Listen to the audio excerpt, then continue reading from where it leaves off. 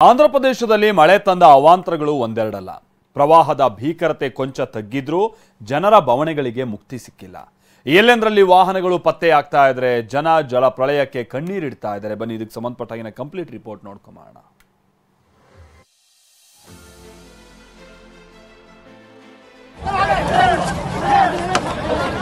ತುತ್ತು ಅನ್ನಕ್ಕಾಗಿ ಪರದಾಟ.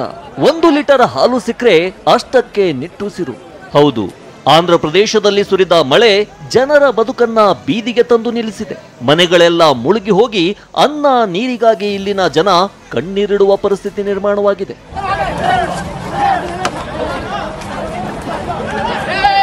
ಇಲ್ಲಿ ನೋಡಿ, ಆಹಾರದ ಕಿಟ್ಟು ಹೊತ್ತೊಯ್ಯುತ್ತಿರುವ ವಾಹನದ ಹಿಂದೆ ಜನ ಓಡ್ತಿದ್ದಾರೆ. 1 ಪ್ಯಾಕೆಟ್ ಸಿಕ್ಕರೆ ಸಾಕು ಅಂತ ಕೆಳಗೆ ಬಿದ್ದಿದ್ದನ್ನೆಲ್ಲ ಆಯ್ದುಕೊಳ್ತಿದ್ದಾರೆ.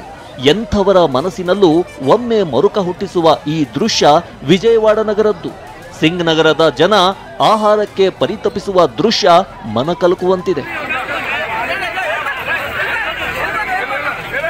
ವಿಜಯವಾಡ ನಗರದ ಬಹುತೇಕ ಪರಿಸ್ಥಿತಿ ಇದೆ. ಅಜಿತ್ ಸಿಂಗ್ ನಗರದಲ್ಲಿ ಸೊಂಟದವರೆಗೆ ನಿಂತ ನೀರಿನಲ್ಲೇ ಜನ ಆಹಾರದ ಕಿಟ್ ಪಡೆದ್ರು. ಅನ್ನ ನೀರಿಲ್ಲದೆ ರೋಸಿ ಹೋದ ಜನರ ಸಹಾಯಕ್ಕೆ ವಾಯುಸೇನೆ ದೌಡಾಯಿಸಿದೆ. ಮನೆ ಮೇಲೆ ನಿಂತು ಜೀವ ಉಳಿಸಿಕೊಂಡವರಿಗೆ ಹೆಲಿಕಾಪ್ಟರ್ ಮೂಲಕ ಆಹಾರ ಪೂರೈಕೆ ಮಾಡಲಾಗ್ತಿದೆ. ಇದರ ಜೊತೆಗೆ ಡ್ರೋನ್ಗಳ ಮೂಲಕ ಸಂತ್ರಸ್ತರಿಗೆ ಸಹಾಯ ಹಸ್ತ ಚಾಚಲಾಗಿದೆ.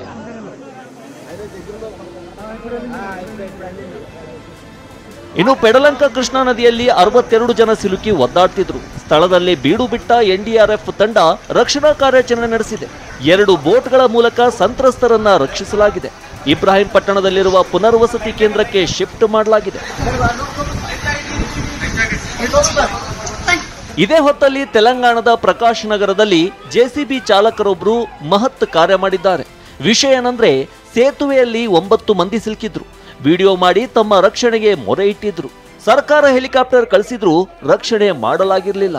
ಹರಿಯಾಣ ಮೂಲದ ಸುಭಾನ್ ಖಾನ್ ತಮ್ಮ ಪ್ರಾಣ ಪಣಕ್ಕಿಟ್ಟು ಜೆಸಿಬಿ ಇಳಿಸಿ ಜೀವ ಉಳಿಸಿದ್ದಾರೆ. ಚಾಲಕನಿಗೆ ಅಭಿನಂದನೆಗಳ ಮಹಾಪುರವೇ ಹರಿದು ಬಂದಿದೆ.